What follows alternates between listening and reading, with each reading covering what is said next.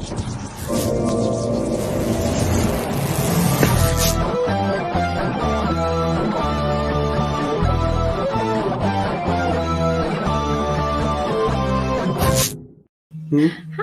you caught us talking.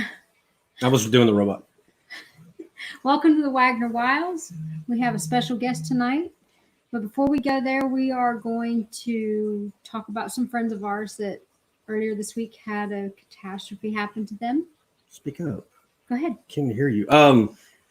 Scott Williamson and Tracy Williamson were directly affected by the tornado in Mississippi, and they lost everything. I'm talking everything. As if 2020 couldn't get any weirder for these people. They have to deal with losing everything. So if you have a chance, go check out their GoFundMe. There's going to be a lot of cool stuff going on with getting them back up and running. What's the charity stuff? There's auctions. There's auctions, masks, and just regular autographs. Give money and 10 minutes. Skype stuff. So 10 minutes with your favorite person. Yes, they've got some really cool stuff going to help them get back up. Literally, I'm talking lost everything. This was a terrible, terrible tragedy. And it was Easter. Was it Easter Sunday? Or was it Monday morning? Monday, I think. Okay. We got the news Monday. So y'all can give any auction on stuff. What do you call it? Bidding on stuff. Just anything you can do to help. That would be awesome. Come to one of our pages. We're sharing everything. Tons of people in the horror community are doing that. So, looking out for the Williamsons. So that was the first thing we wanted to touch. Yes. And it'll be on the show past tonight and on our regular pages. And Joe has put the link in the comments as well. There it is. What? Oh, now, while we came tonight to talk about Enemy, it's right over Samantha on the marquee right there. Other way. Right there. We're talking Enemy with Enemy's biggest fan, Itai Guberman from My Indie Productions. And Joe should bring him up now. Boom. There he is. It's like timing. Wow. Hi, how are you? Almost like we rehearsed that. Almost. I had no idea.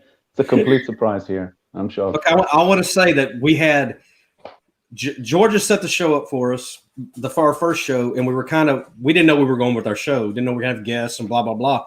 But this one here picked Enemy. That was like one of the, and I'm going to be honest. It was my first pick. It got by me. I knew about Prisoners. Help me with the name again, Itai. It's Denis. Denis Villeneuve. Yeah. Denis Villeneuve. Okay. There he is. Him. Thank you, Joe. How many videos did we watch on how to say his last name? I know we did a lot. So that we talked about that at the convention, which was the middle of February, and so that's how long we saw Enemy and wanted to discuss it. And then as the time went by, Itai told us that that's one of your favorite movies, correct? One of, yeah, definitely. Okay. So I consider it a masterpiece. Yeah. Wow. She picked it. I did. And I'm telling you, I knew about Prisoners, which had Jake Gyllenhaal, and I think Hugh Jackman's in that. I think. Yeah. It's one of Denis' first movies, I believe. Featured. Prisoners was after Enemy. Was it? Yeah. I got my timeline screwed up. Okay. Anyway, so Enemy's 2013. Okay, and then Prisoners, I guess, was shortly after that. Not long after. Okay. We saw that at the movie theater. Anyway, Enemy got by me, and we're supposed to squabble and go back, that we don't agree on movies. I absolutely loved it. I thought it was really good. So the only squabble I agree. what the meanings and the debates are. Yeah, that's where you're going to come in and help us out. I'll do my best. Filter through all this stuff. So go. What do you? Well, I was gonna. Would you like to introduce yourself? Yeah. Where you are, all that stuff. Where I am in Melbourne, Australia. I am the CEO, founder of My Indie Productions, and I'm a filmmaker. What else would anyone like to know? I'm sure there's more. There's Ivy. Ivy was awesome. I love that movie. And I love that one because Asaf's in it. Yes. I mean, I love the movie, but Asaf's in it is really awesome. And we love Asaf. So when we first started talking about this, and your ears perked up when we were talking, and you were disappointed, like you thought you had missed it. So we started messaging probably a month ago. because it was supposed to be on the Billy Pond episode. You were supposed to talk about Enemy, and I thought I missed it completely. Yeah, we decided to talk to Billy about other things, and it worked out great because this is like your thing. Well, it's probably a lot of people's thing, but yeah, it's my thing. One of my favorite films, definitely. Check this out. I posted today about the show, and Richard Stringham, who did Close Calls, he said that was one of his inspirations. That movie was one of his inspirations for when he was going through Close Calls, and that just blew my mind. Absolutely blew my mind. Yeah, it's made sort of in exactly the kind of way I'd like to make films.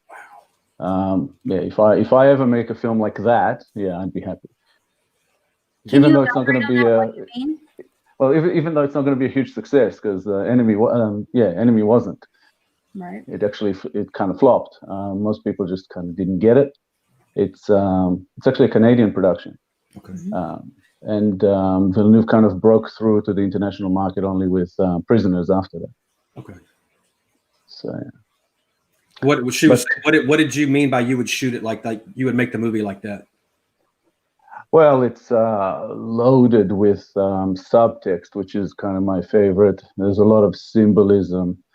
It's very, very close to a perfect film as I see it. I mean, nothing's perfect, but I can't really pick at anything with this film. To me, I just love everything about it, from the soundtrack to the acting to the way it's shot, and especially the script, the story. Fantastic. I was blown away when I saw it the first time. I liked it the first time, and when I decided to pick a movie, I was like, I've seen this movie. So I watched it again. I was like, no, definitely that's the one. I just didn't remember what it was called because I'm really bad with names. Did you see Ron? Well, luckily it has a really short name. Right? Yeah. Ron is asking a question. What did you think about Prisoners? I like Prisoners. It's good. It's just, to me, it's nowhere near in the league of Enemy. It's not even close. It's I thought it was just kind of less complex, and I like complex films. I like to decipher and analyze and and rewatch and find new things. And Prisoner is sort of not that kind of film. I could predict what was coming in Prisoners. I couldn't do that in Enemy. I just had to go along for the ride and see where the film takes me, and then kind of go backwards from there and try to work out what it means. And that's the whole experience for me with with the art side, the artistic side of filmmaking. It's not. I guess that's where I get my entertainment, whereas other people are entertained by other things. But I like this thriller, the thought-provoking stuff, and I'll be thinking about a movie months after I see it still. Yeah. And people ask me. Go ahead. People ask me about the film all the time, like what genre is it? What subgenre? What is it? Can you tell me what the film is about? I just go, no, you just have to watch it. Yeah. It's a little bit drama, it's a little bit suspense, it's a little bit thriller, but it's not really any one of those, in particular. Some people have termed it horror, and it's not. It's also maybe, all of these things, but it's very, very hard to sort of pinpoint, what this film is, which I love. So would you like me to introduce it, or would you like the honors? Sorry? Just to introduce the movie and how we get into it and how the movie starts, all that stuff. And we told everybody to watch it. Well, the way you guys put it to me, you have sort of different takes on the film. So I kind of like to hear those first, and then I'll tell you which I lean towards. And spoiler alert, we gave you guys heads up. It's a 7-year-old movie. Right. And I have to say, if anyone is watching and hasn't seen this film, just switch off now. Run away. No, don't go. No. Go watch the film, and come back and watch this on a replay, because this is the kind of film that if you know what's coming, it's not fully ruined, but it's close to it. It's best to experience it, firsthand, not knowing anything about it. We warned them. It might sway yeah. how you think about a scene or what you. Completely. Yeah. Yeah. So and do you wanna do it kind of ruins the whole fun. Right. Yeah. So when I saw this, and we have really tried not to discuss this movie because we like it to not be rehearsed. We like to be like very into it, that kind of thing. So the only thing we have discussed is one, are they the same people? Or two, are they different people? Are they the same person? Yeah. I believe they are the same person, and he does not think that they are the same person. I believe they're not the same. Right? Okay. Is that what you meant? You think it's two different men? Yes, that you're right. Yes. And Yes. I think it's one. Not like it's in a different dimension or nothing. It's yes. Yeah. I think they're two separate people. And I think it's the same person. So that's the whole movie in a nutshell, right? Yes and no. There's a lot more to it than that, but yes, that's one. Yeah. So there is the actor and the teacher on the same screen together. Kind of like they just had their first meeting and it's over, and they're both trying to still figure out what just happened to them. Mm-hmm. Do you agree so far? Who are you thinking? So far, I'm keeping quiet. So I'm listening. I'm going to start at the beginning, the very beginning of the movie. It starts out with a man in a dark, seedy place. And I'll reserve my opinion of the men for a minute. But it's almost like if you're in a adult bookstore where you're in private screening rooms and the men are behind glasses and there's a woman in the middle of the room dancing or doing what she might do. But these are, you can tell they're in an upscale place, and the women are not, they're very upscale women. Mm-hmm. The demeanor on the men's faces to me were broken, sad, depressed men with privilege is how I took it, that they were all like fearful, or it's like whatever they were watching, it wasn't like they were turned on or excited about it. It was almost like they were watching something that they feared almost. He loves the Evil Dead. Go. Yeah, that was a sarcastic comment by Jared. Good one. That's awesome. So the men are watching this, and then you see the character, and he's kind of like covering his face like what's fixing to happen. And this woman comes out with this plate that's got a spider on it, and that's your first sign of the spider in this movie. And you're like, what does that have to do with anything? And you're asking yourself that literally months later after the movie.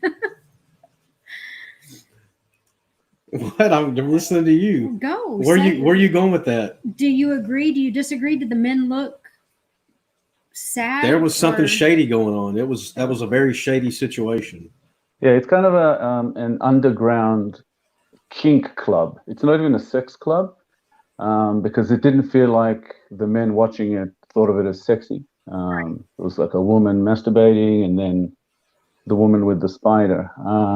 But yeah, it just looks like some kind of a kink thing for definitely privileged men, or somebody who knows somebody privileged. And then it completely, it just goes straight to.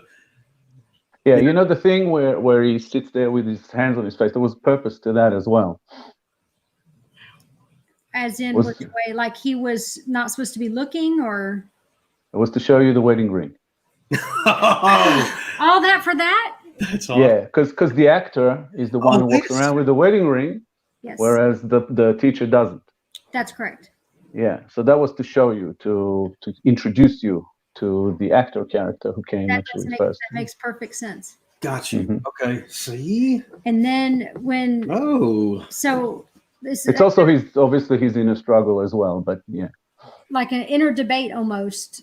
Think about it showing his wedding ring. Wow. You see the ring, but the way he's covering his face is almost like I wasn't clicking. I totally did not click to that. Wow.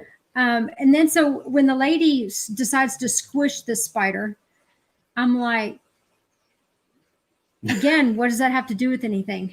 And then as the movie, Ron. Yeah, and then as the movie starts going and going, the first correlation I made was, I want to say it was after his first day in school when he's leaving, and you've got trolleys in the city that they're in, but the ceiling of the city is all these meshed cables, and it looked just like a spider web. So I was like, okay, right at the very beginning, there's something to do with the spider that is significant. Like, anyway, yeah. So you now you get introduced to the teacher, and I don't understand that. Anyway, and I like how, you know, he meets with a friend. His friend kind of directs him to a movie, but not that he thought he saw him in a movie, right? Or did he catch? I can't remember. But he gets this movie. He doesn't tell him. He kind of hints at it, and just sort of comes out of nowhere. And then he sees the movie, and he catches himself, correct? If I remember correct. Yeah, but there was stuff that happened before that. Way before then, we got to start his first lecture. The lecture. The lecture is very important. Huge importance to the lecture. Yeah, definitely. So he's very monotone, melancholy, like, oh, I'm here at school another day, blah, blah, blah. And I'm giving you the same sermon I've given 500 other times. But the underline of that is he's talking about oppression and being dominated, and how there's different dictatorship. ways, a dictatorship, of much like how I rule this house kind of way. Nobody's buying that. You can say... They know. Everybody's buying it, Lance. Everybody's buying it. Whatever. Like I'm just Joe. Somebody take my side here, please. No, you're on your own, Lance. Sorry. So I think the guy, his name is I don't know the whole long drawn out name, but it's George Hennon, and he's a philosopher. The little bit I can remember about him. I think after I watched this movie, I tried to go back and see what his philosophy or his teachings were. Because I think Karl Marx, there was a few people that I had heard enough that I knew they learned from him or he learned from them. If I remember correctly, those lectures were like almost verbatim, right? Almost the same, like he was just bored saying the same stuff over and over, right? Yeah, which is also what he talks about. He talks about repetition. The humdrum, yeah. So after the first day of school of his humdrum, boring teacher, he goes home, and you see him with this woman who they don't seem overly excited to see each other. It's almost like they've been married 30 years, but they still have sex. And they're not married. And they're not married. He's not wearing a ring. So they have sex, and it's like as soon as they're done, she's like, boom, out the door. And you're like, wow, this is this guy's life. And then he goes back to school and he does the same thing over again. And then she comes back and the same thing over again. So it's like what he's preaching or teaching is happening in his everyday life right out of the get-go. This is all in the first 8 minutes of the movie, I think, 10 minutes of the movie. Yeah, but the scene where they have sex, it seemed almost like something went wrong, like they had some kind of an argument, and then she kind of half stormed out. And from his lecture, like to me, I just saw it as how he sees women trying to dictate life to men, and sex is one of the weapons that they use. Yeah. And the thing that he was talking about in the lecture, there was a lot of importance to that. He was saying about world events, that they almost always repeat themselves at some stage. And then he added the Karl Marx quote that when it happens once, it's a tragedy, and when it happens twice, it's a farce. Right. And that has a lot of meaning to this film. I did. Do you want to go deeper with that? It's probably better to go deeper with that later when other things are revealed. But he kind of sets it up there. You know, he's I can't remember if he repeats it at that stage. I think it's repeated in the film in the beginning, but he's like basically telling you, remember this when we go on. This is kind of a map to the rest of the film, because the whole idea of dictatorship and repetition and different methods and weapons being used to control is really big in this film. He uses the words repeated patterns. Yeah, so, like a lot of times. It's a pattern. That's right. Yeah, I did have a picture, and I didn't send it to Joe, but on the blackboard behind him, it basically has the same cycle of like you just make the hamster wheel thing in picture. But to get all these things, you have to watch it. Then you have to go back and go frame by frame because there's so much in this movie that's not just visual, it's audio, it's remembering what was said before, all that stuff. When did you become so freaking? I love this movie. So in between his 2 times teaching is when he runs into the teacher, and I believe they're in the teacher's lounge, and the guy, I think, recognizes him as the other person, but we don't know that at that time. And he's trying to gently say, hey, I know you're that famous guy that made that movie or that sucky movie or whatever he was trying to say. He's clueless. He's half ridiculing him, but not actively. So it's like he keeps the secret to himself in a way, but it's like telling him, I know. And he's unsure of Jake Gyllenhaal's reaction, whether he's trying to hide something or he actually doesn't know what he's talking about. And then he asks him for a recommendation, and he gives him one of the films that actor Jake is in. The bellhop movie, right? Yeah. He's the bellhop. So there's Adam, who's the school teacher, and Anthony's the actor, stars in this movie. Well, hardly stars. He's a sort of an extra in it. But bellhop, in the background. Yeah. So on his way home, he decides to stop and get this movie at a video store. In the background, there's a song playing about cheating. Yeah, the cheater. Yeah. He's the cheater. God, dog. And so the way, and I kind of, when I heard that, the reason it stood out was because the way that him and his girlfriend interact is almost like a deed. There's not a lot of feeling there. And it's a chore. Yeah, like a chore. She's a chore. Like, okay, I've made this choice in my life and I'm stuck with it. So I'll make the best of it. So when I heard cheater, I was like, I wonder if he's cheated on her and that's why she's so pissed off all the time. And then later we found out it wasn't her. But so the video store itself played a big part looking forward, I think. Yeah, there's also another thing in the video store. Oh. Picture on the wall. The poster in the background. I don't remember the poster, but I remember it caught my eye. It was Attack of the 50-Foot Woman. The spider legs. Correct. The spider legs that we saw the picture of a minute ago. She's like towers over the city. Oh shit! Yeah, I do remember that. There it is. Yeah, in the picture, it's like the woman is in a sort of a similar kind of stance, kind of position that it's slightly reminiscent of that, but even just Attack of the 50-Foot Women, it's again to show that women, trying to control men. It goes along with his theme in this movie. Yeah. Wasn't there a phone call at the beginning of the movie from his mom where she's on him about something? She's left him a message. Oh, that's right. They weren't talking. He was listening, and his mother, who is Isabella Rossellini. Yeah. Yes. I'm trying to remember that conversation. She said something about she was thanking him for in that apartment or something. Yeah, she was thanking him for showing her his apartment, and then she said something about, I can't believe you live like this. So that was obviously in reference to the teacher. Okay. Because the teacher character, he took her to show her that apartment where he spends time with the girlfriend. And you wouldn't know what to compare that to till later. So you're kind of, that's one of those statements that I can't believe you live like this as compared to what, So it left that question open, like, what are we comparing? I feel like I wasn't paying enough attention. Shit. So I'm trying to think. Okay, so after he watches the movie, he becomes obsessed with almost immediately, correct? He tries to investigate and find this actor that looks exactly like him. So he goes online. It sounds like him. Yeah. So before he watched the movie, there was something significant in there, and I'm going backwards a minute.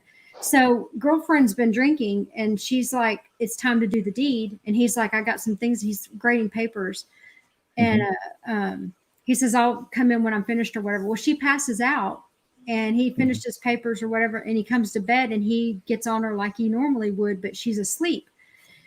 And she got really mad, almost like, at first I thought it was her thinking he didn't warm up the oven before you put the bacon in or something. But when you watch it, you're like, no, you can see that they got things started, and it's like they're not showing us the whole thing, and it seemed fine with her, and then again in the middle or at the end or something, she has a problem with something, and obviously a problem with him, and she just storms out again. And I wondered at the moment if it was because when they go to bed together, it's almost like she's in control of the situation, like I'm leading him to the bedroom. But in this case, she had fallen asleep and then he took control. Right. And I thought maybe she was not liking that he had taken control when she fell asleep. And I might be reading into it, but that's kind of how I got feeling from it. Yeah, and every time she kind of, it just feels like they never got to complete the act. She kind of gets up and storms out. That's how she keeps control of it all. Right. So it's almost like there was no real reason. It's like it's something that she needs to do, or at least that's how he sees it. Something she needs to do in order to complete, to have control over him. Yeah, and after watching it, and then the 100th time, other things come into mind, like maybe this is why she acts that way, and we'll do that after we do some of the other stuff. Did I leave anything out that's significant to go forward before going backwards? I'm not sure. I don't remember the film step by step kind of thing, but I do remember a lot. But as far as the important stuff, yeah, I think we're on top of it. There was a few other little bits and pieces, but the film is just peppered with hints. And when he goes to the video store, he walks through the tunnel, and there's like some sort of graffiti on the wall that is like a fascist sign, again talking about dictatorship. And sticking with the whole, and it's a pattern as well because there's many of the same thing. And it's just the film is filled with it. So I don't think you can ever know everything that Denis Villeneuve, meant. And also, I think that we are probably also putting meaning onto things that he maybe didn't mean to. Right. And I don't think it matters. And that's why I see the film as this piece of art, because a lot of things can be interpreted differently. But as far as the overall meaning of the film, I think there's a right and wrong answer. Yeah. I've got my head's swimming now. Right. God dog it. I told him, if we discussed it, he'd have time to think all this. It was like, no, I want you to process the movie for your own. So we can, I'm guilty of getting lost in movies, and I guess I didn't think enough about it. Yeah. So I'm thinking I'm wrong now. So he watches this movie, and he said, "I look like that guy." In his mind, that guy is me. He goes to bed. They get a fight. Go ahead. He doesn't think the guy is him, but yeah, they look. He sees that they. Yeah. So he goes and researches the movie, and he finds out who the actor's name, kind of stalks him to find out all his information.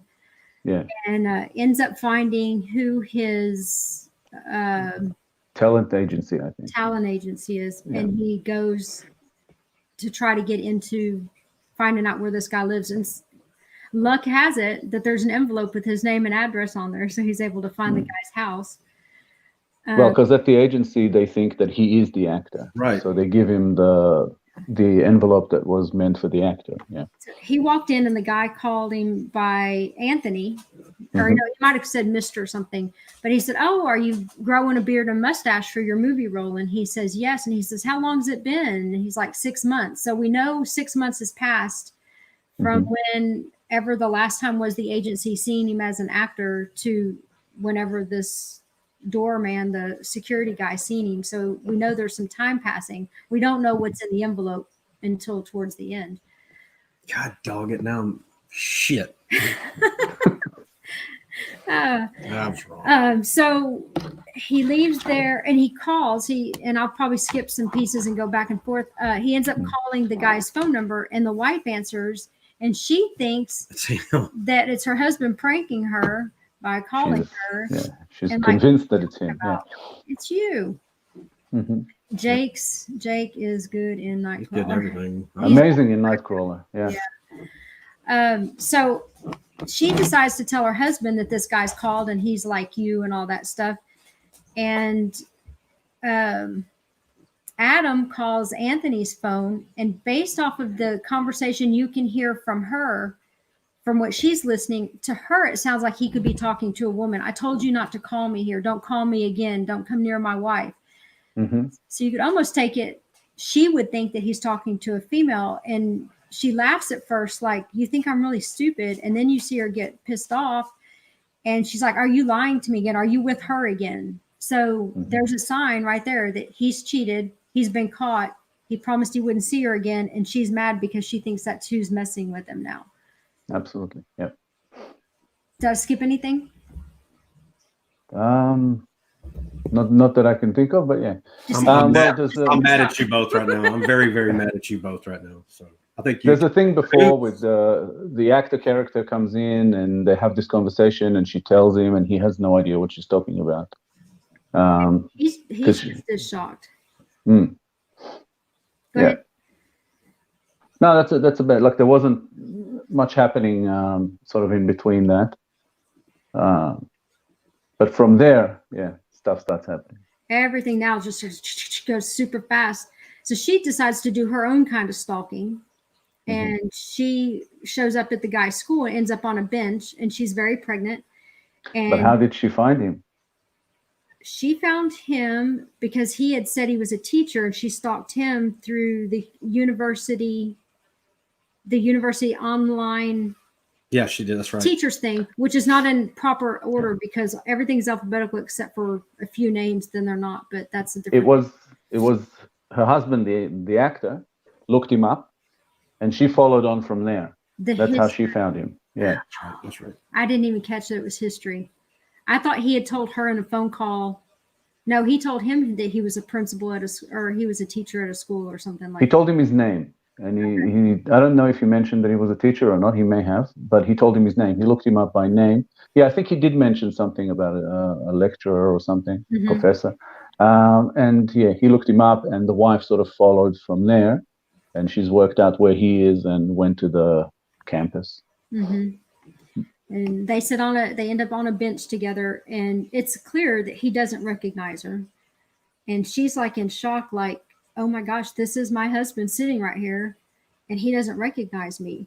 And there's no way he can fake being that distant or that unknowing that it's her. Mm-hmm. So in her mind, her world's unraveling right now because she's thinking, this is the man I'm married to, but it's not. Like, what's going on? And that later that night, she asked her husband, what's going on? What's going on? Looks like I might be right again. She starts off from almost an anger position, and she goes very sort of quickly at that time into a worried look on her face. She's concerned about her husband and what's happening to him. And then almost scared because when she's crying on the couch, you can tell that she's fearful about whatever. Yeah, that's later.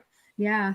But they do a nice little thing there when he actually does a few things. When he's on the bench with her, he asks her how far along she is, and she says 6 months. He says, "Oh, that's nice" or something. But 6 months is also the time that the actor hasn't been to the agency. Right. So that's a big hint there as well. Right. Since his wife got pregnant, he stopped going. Stopped cheating, stopped going. He has to be home more and everything. But then the teacher gets off to go back to his lecture or to whatever, and she quickly picks up the phone and calls her husband. And then as the phone is ringing, he gets out of view, and then her husband picks up.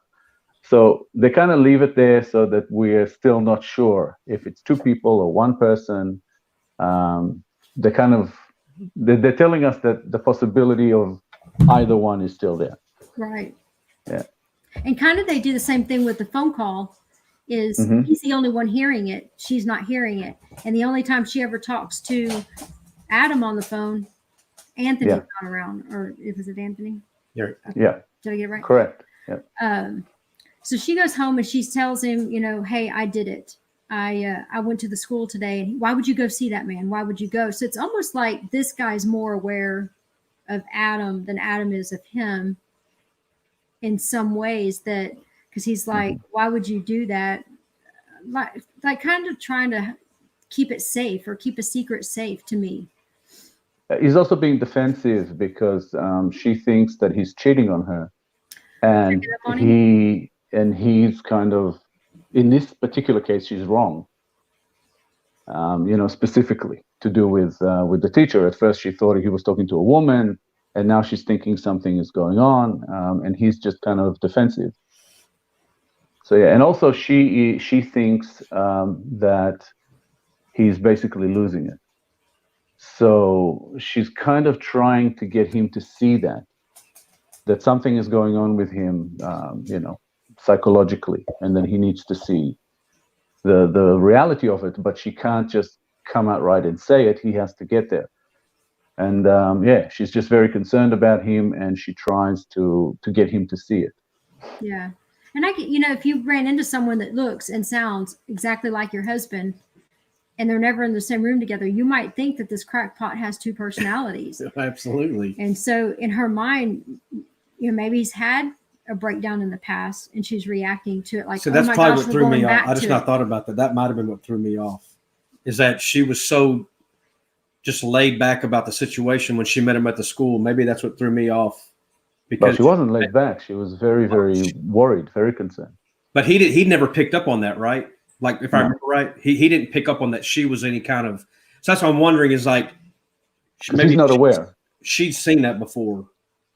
Like, I mean, I think I would be hysterical. Like, oh my God, what's wrong with you? Why aren't you reacting to me? Blah, blah, blah. And she not saying laid back, but she wasn't like that. So that might be what threw me off, is that you just made perfect sense that maybe that's happened before. And so she's living like, oh my gosh, we're going back to a time that this happened before. She thought at first that what's happening that's happened before is that he's cheating again. Right. Okay. And then she kind of looks sort of bemused or surprised. So I think that as far as what's happening there, that's the first time that's happened. Okay. And she is now thinking that something in his psyche has fractured, and that something is very wrong with him. And she's trying to find a way to lead him to that point where he can see that. So the actress there, she did like a really great job in my mind of going from angry to concerned. Gotcha. And that's just, again, that's my take. Denis Villeneuve could have meant that it's happened before, because again, the film is all about repetition. Yeah, and I think he leaves it, like you said, open to interpretation, and he's clearly not given away any secrets since then of what his intent was, for a reason. Yeah. People talking about it.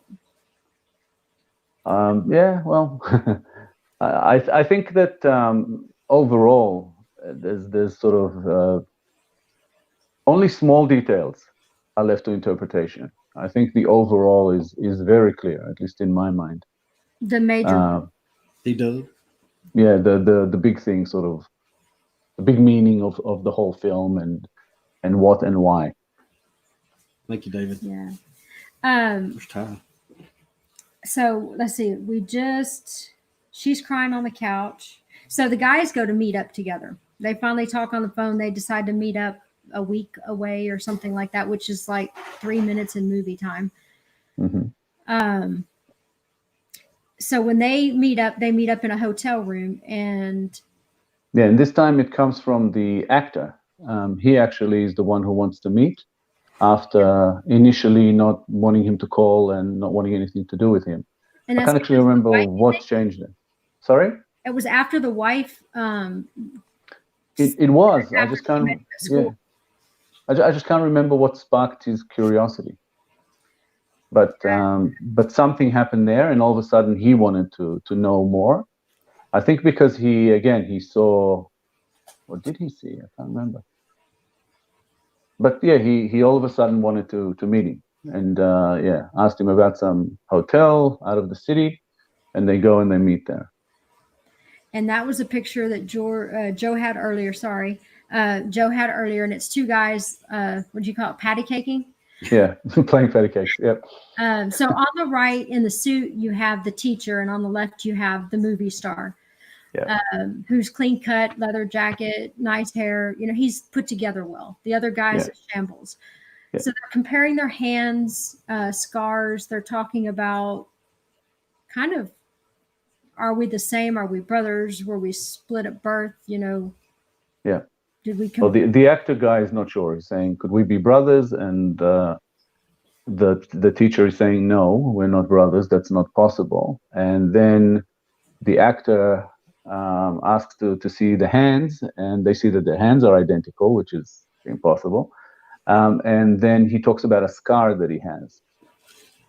And he shows him the scar, and obviously the teacher is taken aback because he has the same scar. We don't know that at that time, but just from his reaction.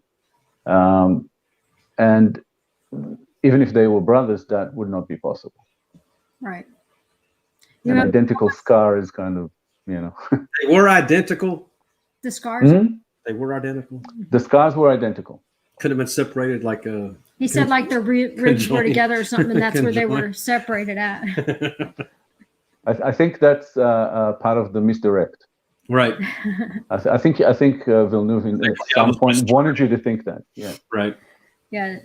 I think I know which way he's ties leaning. Damn it. So they leave the. Actually, it's the teacher that gets scared and leaves. And Yeah. After the talk of the scar. Yeah. And he never showed his scar to the other guy. He just like, oh crap, this is too real. Got to go. Mhm. So that's when you see the teacher driving, and the motorcycle pulls up next to him, and the actor's like, "I'm right here," and then he takes off and goes faster, zooms away. Yeah. So confusing. I don't even remember what the next part was. I remember, and again, don't forget, all through the movie, you're seeing these things. The spiders. Well, the spider webs over the city Oh. on the trams, but there's too many of them that there's no way there's that many streets going in those directions. But the spider symbolism is sort of throughout. in different ways. I so need that explained to me. I think we'll get there. Okay, so speeding on along here.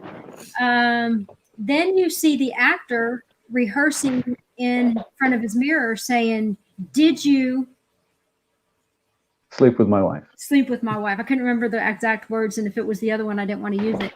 And so he kept getting more. It was the other one. It was? Okay. I thought it was. So he's like going to confront this guy. And you're like, why is he saying, "Did you sleep with my wife?" Because only one of these guys is married. So to this, oh, wait, we forgot about an important part after they met, or maybe even before they met. One of them, I won't say which one, goes and visits his mother. And it was after they met face to face, because he's telling her all about their similarities, their voices, and all that. And in one of the previous scenes, I forgot, the wife. Well, we are told which one of them it is, because she says to him, "You have a respectable job." Yes. And she says towards the end of the conversation that he should let go of this acting dream fantasy that he's got. Right. But at that point, you have to know their personalities to know which one she's talking about, because she doesn't say, "Hey, Anthony, hey, Adam," when he walks in the room. No, but she does say... There's enough context clues. What was the other one? Oh, the blueberries. The blueberries. And that's where I was going to go back to the girl. So when she realized she had gone to meet the guy at the school, the guy comes back from a jog.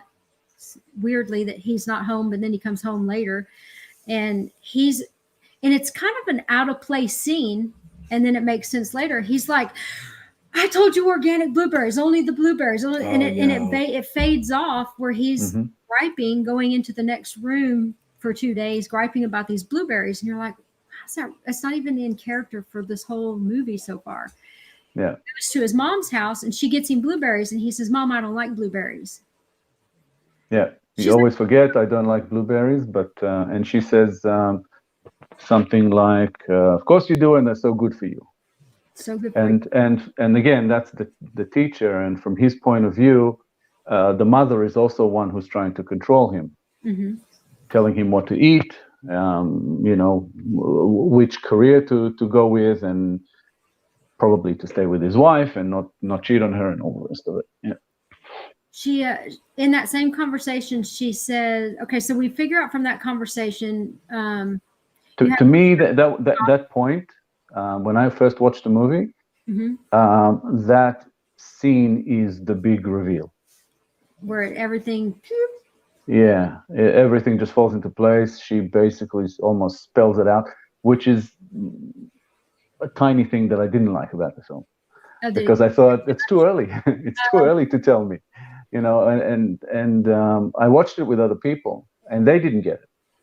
And they said to me, after we watched it, we talked about it like we are now, and we got to that point, and I said, that's the point where I knew what the film means and where it's going and all the rest of it. And they said, how did you know? And it was an interesting thing because it sparked a whole other conversation about cinematic language.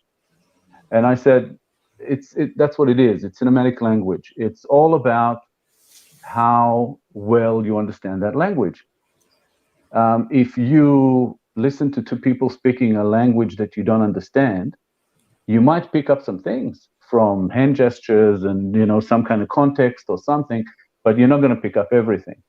And that's, I think, the case with cinematic language. The more familiar you are with it, the more you're going to pick up. So to me personally, I straight away knew it there. I knew exactly that there was one answer and that we were just told that answer, and other people, it just kind of either went over the heads or it was a clue as to something else. And I keep hitting my wire here. But yeah, to me, that scene sort of puts a stamp on it. Because she basically says to him, you have a respectable job, teacher, stop it with your acting fantasy. And he looks confused when she talks about the acting thing. Mm-hmm. Yeah, and then we go from there. About cheating, she said you need to quit cheating and stick to one woman or something like that. But she's total. So in that whole paragraph, they do a parallel. You've got a nice house, a bad house, a married and unmarried, a wife, girlfriend, a good job, bad job. The teacher drives a piece of crap car. The actor drives this nice motorcycle. Sort of cool and uncool kind of thing. Yeah. Yeah. And it throughout at the beginning, everything's dreary and dark, and the colors are saturated. When you go into the actor and his wife's house, everything's bright and light until the switch that you're talking about is flipped, and everything in that house from that point forward until the very end is dark and dreary. Yeah, and kind of it's also a nice approach with the script and Villeneuve himself, making this film. The characters, it would make sense that they would be the other way around. Mm-hmm. That you would have a teacher who's a husband and a father to be, and whether he's having trouble with that or not is a different story. But an actor riding a motorcycle, always looking cool, and his hair is always right, and all the rest of it, he's more of a type to cheat. Whereas here, the teacher is kind of shown as sort of the one with the girlfriend, which was interesting. I thought there was a great way of also telling us the answer, Lance. Missed it to what it all means. But yeah, missed it. Yeah. So he's practicing in the mirror. Did you have sex with my wife? And you're like, where's this going? So he goes and he confronts his. And he does that scene as well as if he's rehearsing lines for a script. Right. For a movie. He's very intense, and then he sort of drops out of character and just goes, yeah, that's it, that's perfect. Like he's directing himself how to look, which means he's not actually upset about it, and he doesn't even think that happened, but he has an ulterior motive, which we find out about very quickly after. Right. So he goes to his altar's house, and that's where I get so confused. This is where he goes to the apartment. I get so confused. And he basically confronts himself, and they kind of get in a little tussle. And he said, "Did you have sex with my wife? Did you have sex with my wife? I'm going to get you back." And makes him change clothes, takes his crappy clothes, sends him on his way back to his fine So apartment and gets in the car with cheeky girl. And we know that the teacher never slept with his wife, but he never denies it. Right. He just says, "What are you talking about? You're crazy." But he doesn't say, "I never slept with your wife." He's never even met her. I mean, he doesn't know. He met her on the bench, but he doesn't know that it was her. He doesn't know. Yeah, supposedly.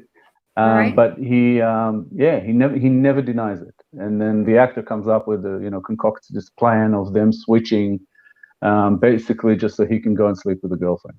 And before that, messes me up. The whole thing messes me up.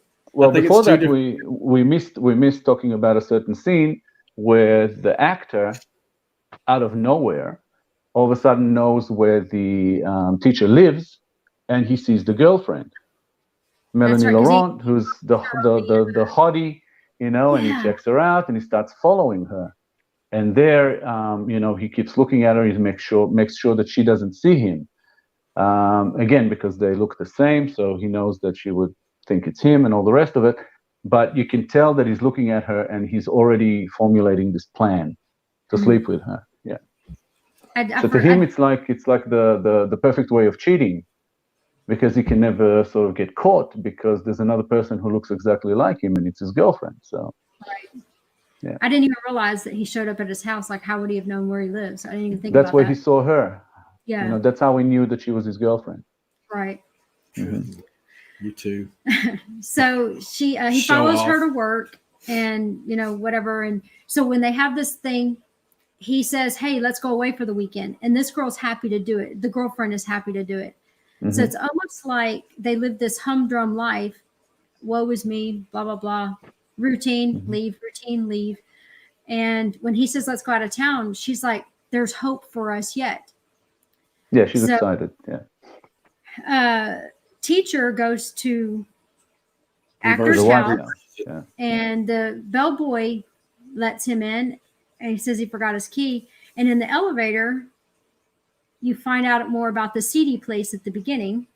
Yeah, you see that the bellboy is actually one who was in that underground kink club, and he also mentions that they changed the locks and they send out new keys. So this is a very, very underground, privileged, probably costly operation, and it's sort of like by invitation only. And the bellboy sort of hints to him that he's not going to get invited again. And if he, the actor, can actually put in a word for him so that he can get there again. Yeah, that he wants to go back. He's like, "Okay, anything you can do." And the guy's playing along right now because he knows he's being mistaken for this other guy.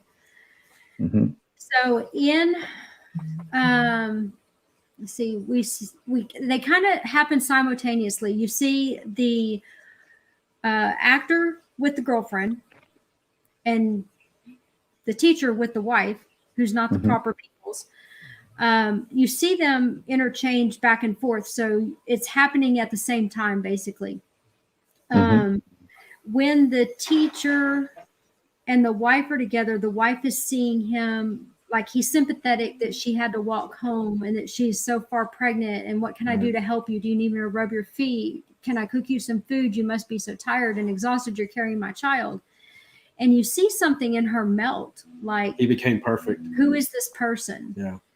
Yeah. Well, she from our point of view as viewers, at that point, we think that she's confused because it's out of character for him, which is true, but it's also probably how he used to be before he started cheating, before something in him sort of broke. When they, I guess, started going out or earlier when they got married, he was like the perfect husband. All of a sudden, he's not. It gets better. Trust me, Ty. It gets better. Lance is reading comments as they come up.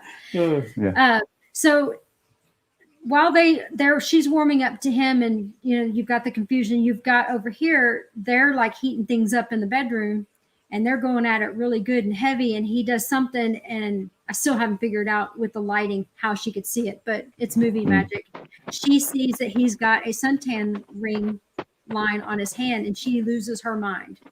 And Once again, confuses the hell out of me. Well, Yeah, if she he says, thought- I've always had it. And she says, no, you didn't. Who Yeah. are you? She's convinced that he's someone else. Yeah. So well, I want to do that part when we're done with the storyline so that it all comes together.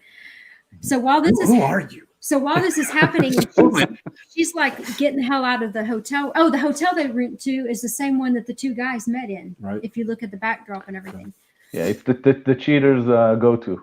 Cheaters go to the Yeah. by the hour, Mhm. by the hour room. So they don't. That night they kind of like they're laying in bed, and she says, "How was your day at school?" or something like that, and he was like, "What?" Well, she says that She's at the end. Before Right. that, they kind of come closer. She's asking him, "Aren't you going to come to bed?" He says yes. And again, there's a little bit of a hint of a sort of a controlled man. Like she tells him to come, and she says, "Aren't you going to take your clothes off?" And he does. And then he lies in bed, and at first, I think she just sort of touches his hand, Yeah, and then she places it on her stomach. So you can see some sort of a closeness happening there, as that's probably the warmest scene that we've seen between a man and a woman in this film. right. And then she says, she looks at him sort of lovingly, but also, again, with that concerned kind of thing, like she knows something that he doesn't. And then she says to him, how was your day at school? Or did you have a good day at school or something like that? And he's like, what? What did you say? Because that would be a reveal that she knows that he's the teacher and not the actor. And she says nothing, never mind, and just kind of skips it. And then we go back to the actor. Yeah, and the actor and the girl, they end up in a fight. They get in a car. Because again, she thinks that he's not Who he says him. was. Right. And she starts to sort of walk off from there, but then he kind of drives her. So while their car is going out of control, is it Mary? Is the wife? I can't remember her name. I can't remember the characters' names. Yeah. So the teacher and the wife are on the couch having a tender moment, and she wants to be with him. Mm-hmm. The closer they get and the more they meld into one. She likes that guy. Well, you see a couple becoming one is at the exact same time over here. The other one falls apart. The other one's crashing. The car rolls dead. You even hear about it on the news the next morning that the freeway was closed. But even in the car when they fight, she says something to him that kind of throws him off the deep end, where he just tries to get her out of the car, and she says to him, "You're not a man." And that sort of sets him off. He tries to open her door while driving, which is whatever. But yeah, then they crash the car, and again the camera slowly sort of zooms in on the window, which again looks like a spider web. Okay, because it's all cracked. So we're getting up against it. So now we need to kind of. So we're to the end ish. So, but that scene also again shows you that what the wife was basically getting her husband back, and everything that was happening with the girlfriend was not happening. That wasn't real. That was in his head, and she was just drawing him back. Shit. Okay, so she just that world just got destroyed. Okay, yeah, so Lance was wrong. She got him. Lance was very wrong. As I assume he often is when you two have a disagreement. I don't know who this is. She's like, I love this movie. You surely did. So we've got like 5 or 7 minutes, so we got to get going. But so I got to wake up in the morning. A little bit. They wake up. She's in the shower. Shows her nude, taking a shower, and she looks happy and lighter than she has the entire movie. He's doing good until he feels in the pocket, and out comes this envelope. And when he sees it, you can see he's having a moral debate. I think he kind of errs on the side, I'm not going to go, until he hears her say, "Hey, did you hear your mom called? You need to call her back." So immediately after this tender moment, it's back into the woman is telling him what to do mode. Yeah. So he says, okay. And then he says, "Oh, what are your plans tonight? I think I'm going to go out." So I think I need to go out. Yeah. or need to or have to. Yeah. Scene in the end, he turns around and he said he's calling her and he can't find her, and he goes and I think it's the baby's room. He turns and he goes in, and all of a sudden this big spider, like I think it's their bedroom. There's no baby's room because there's no baby yet. Yeah. Okay. There's the bedroom. So in the corner of the room, this big spider, instead of being a masculine taking you over spider, it cowers to itself, like it's defeated and it's trying to protect See, I itself. missed that. I just saw that it was a spider. I didn't catch that. And also the look on his face when he sees the massive spider in the corner of the room was not fear. It was bemusement. He looks at it and he half smiles.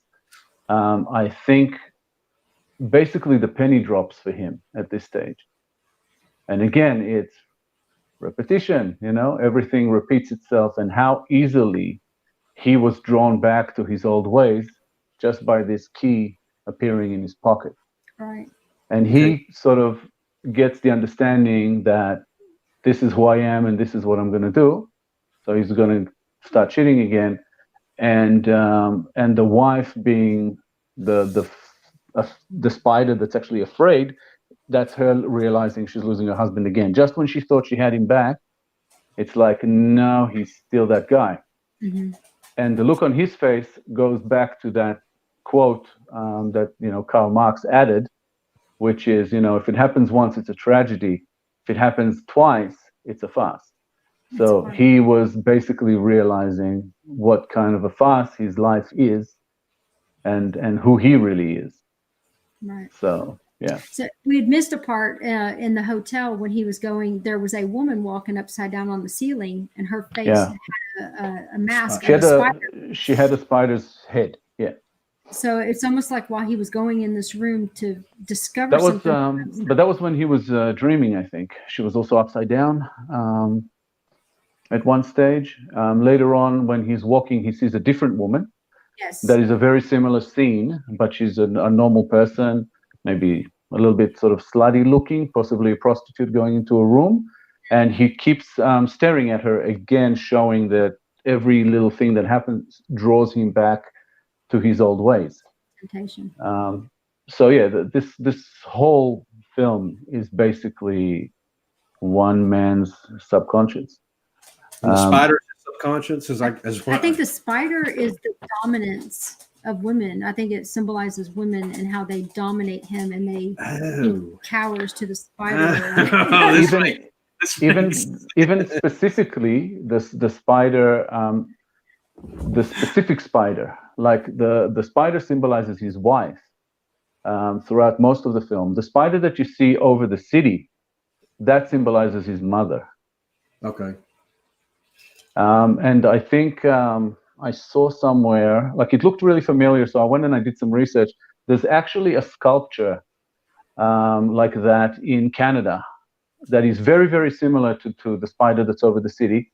Mm-hmm. And I can't remember the name of it, but it's something, I think there's mother in the name of it. Wow. Okay. So I think Villeneuve brought that in as that's supposed to symbolize the mother. Whenever that was shown, also there was something to do with the mother, the visit, the mention of the mother. So for him, it's like it's something that he's been experiencing his whole life, his mother controlling him, and he's trying to fight against it, but not succeeding very much. And then, he keeps trying as he gets older. And then with the wife, he feels the same thing, that women are just trying to control men. It's a dictatorship. You're not allowed to be who you are and do what you want and be creative and be whatever, enjoy yourself. You have to do this. And in the lecture, he refers to weapons a lot, which, I mentioned before that sex was one of them. Pregnancy is another. That's how he sees that. There was never mention of any kind of love or concern by the husband for that baby. Right. Never. He didn't even come close to her. And to him, that was just a way of holding him down. So if you put it all together, you've got, if you can kind of trust your timeline. So at first you think, okay, he really has an apartment where there's a girlfriend, and he grades papers. Okay. So he really does. You've got this wife who has this nicer house. she's been pregnant 6 months. He's obviously had this girlfriend for a while. I think at the time, like she sees, it symbolizes when she sees that he's got a ring is if she exists. Let's say she exists because he followed Which her to one? work. The girlfriend? At that particular scene, she doesn't exist, but she exists because the wife says to him, "I want you to stay." That means that he does have another apartment, the apartment that he took his mother to, and that's the apartment where he spends time with his girlfriend. So his wife and him at some stage are separated. Right. And she says to him, "I want you to stay," as in, I want you to come back home. They're not divorced, but they're separated. She's found out about the cheating. She's 6 months pregnant. And in the time that he is away from her, he does spend that time with his girlfriend. And I think at the same time, he's trying to do the right thing because he's being a teacher instead of being an actor, which led him into the wrong thing. So that there's that battle where he's trying to be better. Yeah. He's still doing the wrong thing. And that's why he's miserable because he's trying to do the right thing, which goes against his nature of being this bad boy. And maybe he was this nice teacher before he decided to be an actor, did some acting. His acting never took off. He's had three sort of bit parts in films. Mm-hmm. And it never goes anywhere. But again, it's like it symbolizes in this case the sort of childish fantasy of the life that he wants for himself, the glamour, the fame, but he will never find that. Yeah. I forgot what I was going to say. But yeah, it's very very clear that not everything is shown to us sort of in real time. Right. And I'm not sure if this is correct or not, but in my eyes, it looks like either he comes from money. His mother seems to be very proper and kind of rich. And as a teacher, obviously, he's not going to make enough money to have the apartment that he has with his wife, let alone hold another dingy apartment, but another apartment. So I assume that he comes from money. Mm-hmm. And that kind of leaves you thinking, okay, now I can see how one person, can do all this. He can be a teacher during the day. At nights, he either goes back to his wife where he pretends to be this actor who's not really an actor. It's just really, more him posing than anything else. I mean, he's done, 3 bit roles in films, but never does anything outside of that. Right. We know that he's part of a talent agency, but we never see anything more like, I don't know, acting classes or auditions or anything like that. All we know is that for 6 months since his wife got pregnant, he's left the acting fantasy and gone back to strictly teaching. Which he did. But because he cheated, he keeps another apartment where he's separated from his wife, and then it sort of all falls into place. At the end, the wife feels like she's getting him back. He feels like he's found the righteous person within himself, to do the right thing, to be with his wife, to raise this child. And then as soon as a little temptation comes along, he's back to where he was in the first place. It's back, yeah, because he realizes what the key is. He realizes what the key is for and that he wants to use it. And it makes a full circle. But like, I know there's people that put on for 20, 30, 40 minutes and they're like, I couldn't do it. But you almost have to go through the whole journey. You have to do the whole journey again. So it just, every time you watch it, something else cool happens. And I've tried to resist Googling cheats on this one because there's so much I want to know. But he's a filmmaker. Every time I watch it, I find out something else. Did Ron asked earlier? He said, "What were your takes on this so far? The stills that they've released on Dune. Are you interested to see Dune at all?" Dune. I over the past probably 20 odd years, I have done my best not to watch any trailers for anything, any promotional stuff. It reveals too much of the story and kind of ruins it for me. So I haven't actually followed. I know they're doing one. I can't say that I was a huge fan of the original either. I liked it, enjoyed it. It was okay, but I'm not one of the, crazy fans, and I am not a big fan of the remakes of anything being remade, especially if the original was good. The original was good. I just say, why remake it? I'm a huge David Lynch guy, so I want to see it. I'm a huge Villeneuve fan. Did you like Blade Runner 2049? Yes and no. It was good, but it was too long. Too long. Okay. Yeah, and too.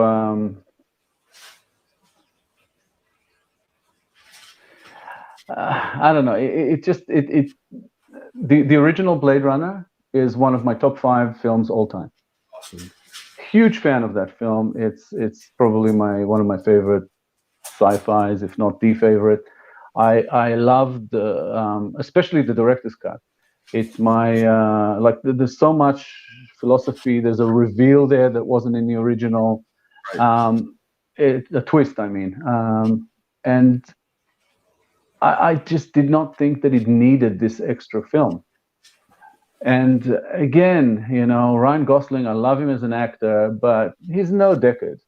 Right. And not having the Rutger Hauer character, there was nothing to it. It was just another film from today that was entertaining for the whole, what seemed like 4 hours, but it was like 2.5. We saw it in Dolby, so it was awesome for us. I was struggling not to fall asleep in some parts of it. It was just too long, and nothing happening. My favorite scene of that film is in the beginning. Right. It's the one with Dave Bautista, the wrestler in this. I thought he was fantastic, and then he's gone, and then the film kind of goes downhill from there. It becomes less and less and less interesting. By the time Harrison Ford appears, I was like, I don't care. It's Harrison Ford, but it ruins something from the original. So, the Harrison Ford character in the remake, if you follow on from the original, it ruins something in the original. Okay. Because the twist in the original, Deckard was a replicant. How is he getting old? The theatrical version, he wasn't, correct? Correct. But again, that's what I'm saying. The director's cut was better than the theatrical version. Sean Young's CGI character pops up, and she was still young. Yeah, that was not as well done as they'd like to think. But yeah, I think it just has a ton of flaws in it. If you want to see some good Denis Villeneuve stuff, go back, watch Incendies. That's a kick in the balls. That one. Okay. Yeah, that's another. It's very close to Enemy, I think, as far as quality. It's the closest that he's gotten in any of his other films. I wish Richard Stringer would have jumped in, because I would have liked to have heard his take on what the influence was from Enemy to Close Calls. I don't know if Ty caught that earlier. Ty's a big fan of Richard Stringer too, and there was a lot of influence, I think, in Ivy, but not from the point of view that you might think. For me, it was more about writing with a lot of subtext. It was basically not giving you what the film is about straight away and letting you kind of enjoy the ride. I mean, I only did it in 15 minutes. He does it in an hour and a half, or however long Enemy is. But that's the influence as far as I'm concerned. I think I did like that. Enemy's not a real long movie. It's a quick watch, right? Well, it doesn't feel long. I don't know how long it is. It just doesn't. I don't think it's a long movie. No, I think it's about an hour and a half. Yeah. We had a couple questions just real quick, so I don't forget. People want to know, where can you watch Enemy? It's free on Amazon if you have an Amazon membership. It is right. Yes, right now. Okay. Maybe it is, but in the US, it's not in Australia. It's free on Netflix. It costs money on Amazon. Yes, they changed it. And again, it's not. I haven't seen it. I searched for it on Netflix in Australia. It's not. So I want a copy. Somebody said about there was a question up here, Itai, to ask you. Itai, are you a filmmaker that I approached several years ago to do a short paranormal? Who was asking? Is that Jack Hunter? Jack, yes. I think so. I don't know if you talked to me about Paranoia tapes, but we were talking about. Hang on, Jack Hunter. Is that Winter Haven, or was that? Was that Jack Hunter? He does the Paranoia paranormal. tapes. Winter Haven is somebody. Was it someone else before it went on to Sam? I can't remember. Now I'm confused. There is someone before Sam. I just can't remember the I don't name. think it was Jack. But I don't think it was Jack either. Although he's in New Orleans. Yeah. He is in New Orleans. It was 2013 was when this one came out, when Enemy came out. Somebody asked about the original Suspiria or the remake. I particularly like the remake better. What is your opinion? OG, baby. Yeah. Say it. In the case of Suspiria, the original. See, I like the other one, but the other one was just more twisted. But if you ask me about another kind of film that Jared mentioned before, the remake or the reboot. Which one? Jack, yeah, he said it was him for Winter Haven. Oh wow, okay. Okay, what a small world. And then there was another one. So Jack knows Sam then. Maybe. There was one. Did you go up or down? Go down a little bit. It was Haley. Asked a question. It was Ty. That's Ty. Oh, we asked Haley, Suspiria. That was it. You asked. Okay. And then she wanted to know, Lance, what Ty. is your favorite Oh, Haley. journalism series? Haley, it's Ty Draco. Oh. We're gonna try to get Ty on the show. Okay. We're gonna try to get Ty. So yeah, we can go back and answer questions like still in the feeds when we replay. We're out of time on here. You have any projects you're working on? Anything you're doing? Where can we find you? I can be found. Well, you don't need to find me. You just need to find My Indie Productions. Basically, myindieproductions.com. We're on Facebook. We have the page and the group. Currently working on feature film Revelation, the one that Ivy is part of. But again, it's on hold due to this whole Corona business, and we'll try to pick it up again next year once this whole thing blows over. Awesome. Well, we thank you for coming on here, and it was Pleasure. so exciting to talk to somebody who likes this movie like I did. Love it. Clearly, you two studied really good. 'Cause I'm an idiot. Well, not an idiot. I think you experience films differently. I think you watch for sort of the entertainment, and you just get lost in what you see and work it out later. Oh, almost lost it. You knew it would happen eventually. You knew it would happen. What happened there? So yeah, Lance gets lost, and he gets aggravated with me because as the movie's happening, I've already figured out what's next, what's coming, how's the ending, and he's like, just get lost. I am lost, even though I can think ahead. I am lost. It's just a different way of experiencing it, and again, it's a lot to do with cinematic language as well. Sometimes it just you can see it and understand it straight away. In other cases, people need to rewatch and read about it and everything. I got everything that I got out of it pretty much, or let's say 85% from the first viewing. I had this conversation with Asaf. Asaf watched the film. He said he liked it. And then when I asked him what his take on it was completely different, and he was unsure about almost everything. And I ended up giving him like a 2-hour lecture about the film. And that was after watching it once. Since then, I've gone back and watched it and picked up a few more, bits and pieces. And it's just maybe, again, it's not my favorite film of all time, but it is and I think it is one of the best films I've ever seen, because everything that he was trying to do was just done so perfectly, So yeah. You picked a good one. I like these kind of movies. I like the ones that leave you, like we'll leave movies sometimes back in the good old days. We would leave a movie and he'd say, what do you think? And I said, give me a week. I can't tell you what I think, because if I had to answer right now, I don't know if I like it. And then I end up, because I do think about it for another week or two, it was good enough to make me think about it. So I like it. She had to learn early on in our relationship too. She ruined a movie for me one time. I didn't talk to her for like a week. And rightly so. I was lucky that week. I hate it when people ruin films. So God, it's terrible. She goes, blah, blah, blah, blah. And I looked at her and I went, and I thought to myself, if you're right, I'm going to be pissed. And she was right. And I was so mad at her. So Yeah, now I have to. Bruce Willis was dead at the end of Sixth Sense. Yeah. I didn't see that one coming. I was so mad at myself. I didn't see it happening.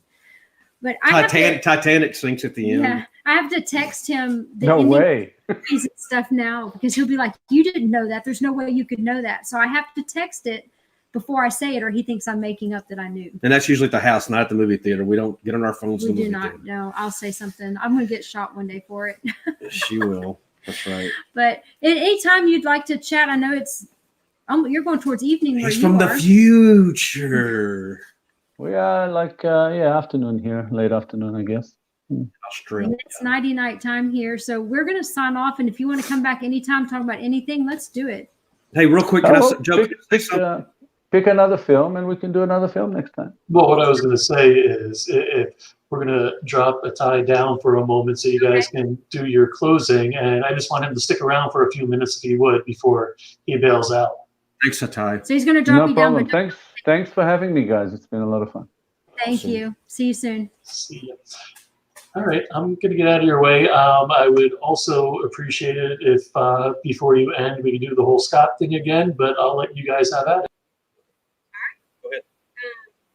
Before I forget, we move on to Scott. You can find us at Twitter, Instagram, Facebook. Mr. Social Yeah, all of them, really. Romero Pictures and Romero Pictures and Wagner Wiles. Come find us, like us, follow us. Go to YouTube. There are all these shows we have out here, these coffee cups that Right there. here. You've got tons of shows, every taste you can imagine. We have it. Come see us. Come follow us. The orb came Come be back part for of a the second. family. Your mic dropped down. I had to come back up in order for your mic to come back on. Oh, so did you miss everything? Can you hear us now? Can you hear me? Hello? Mic check.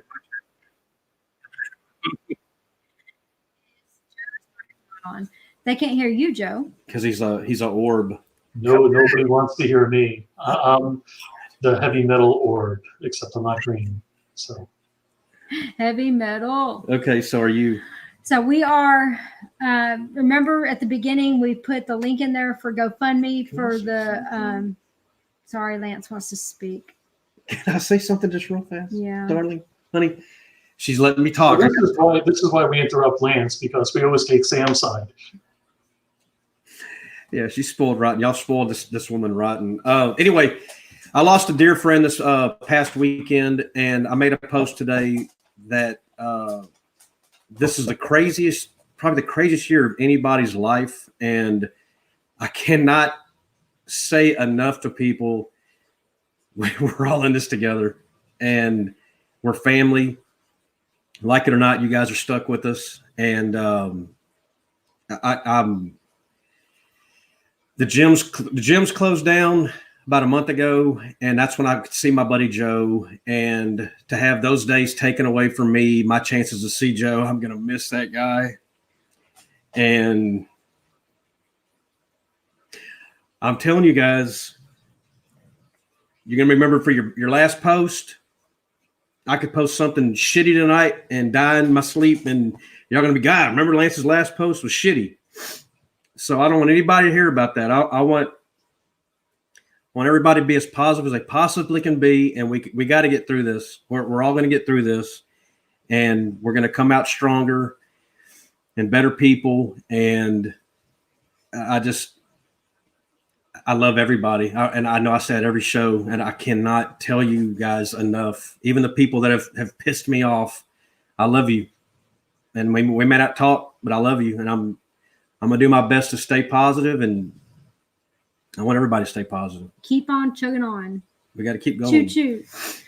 Anyway. All right. Well, I'm going to have to lighten the mood up for a moment. I got to lighten the mood up for a moment because, I mean, as heart-wrenching, I respect that completely. Absolutely. But I've got tears in my eyes, and I kind of dislike you for that. But I love you. I love you too, but I still got to lighten the mood.